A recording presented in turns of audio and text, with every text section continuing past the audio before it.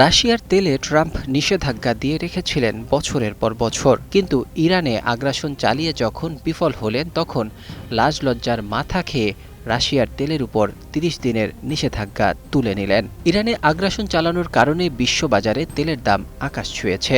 সারা বিশ্ব জ্বালানি সংকটে স্থবির। যুক্তরাষ্ট্রেও একই অবস্থা।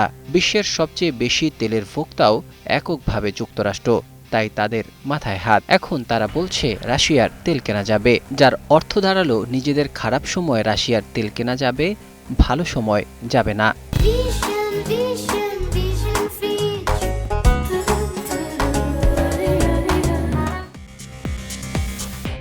অথচ এই রাশিয়ার তেল কেনায় বিভিন্ন দেশকে কঠোর শাস্তি দিয়েছে ট্রাম্প। প্রতিবেশী ভারতকেও করেছে ভয়ানক নাজেহাল। রাশিয়ার তেল কেনার শাস্তিস্বরূপ ভারতের পণ্যে ৫০% নতুন শুল্ক আরোপ করেছিল ট্রাম্প প্রশাসন।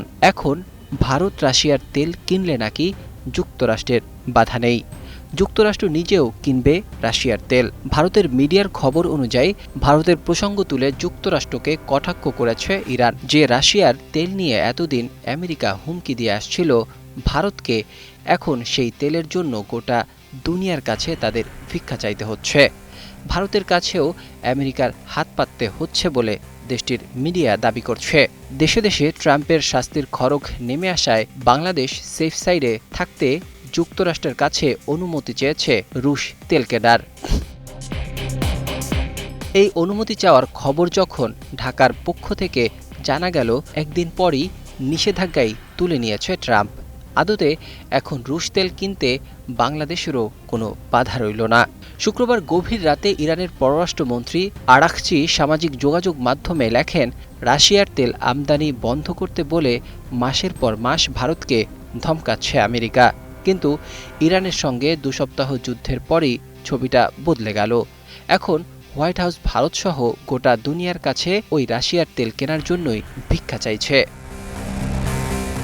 ইরানের পররাষ্ট্রমন্ত্রীর কটাক্ষ থেকে রেহাই পায়নি ইউরোপও। পররাষ্ট্রমন্ত্রী আরাঘচি লিখেছেন, ইউরোপ ভেবেছিল ইরানের বিরুদ্ধে এই বেআইনি যুদ্ধকে সমর্থন করলে তারা রাশিয়ার বিরুদ্ধে মার্কিন সমর্থনও পাবে।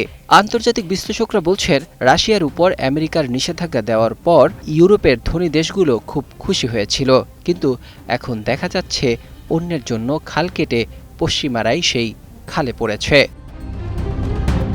Text report, ২১ television.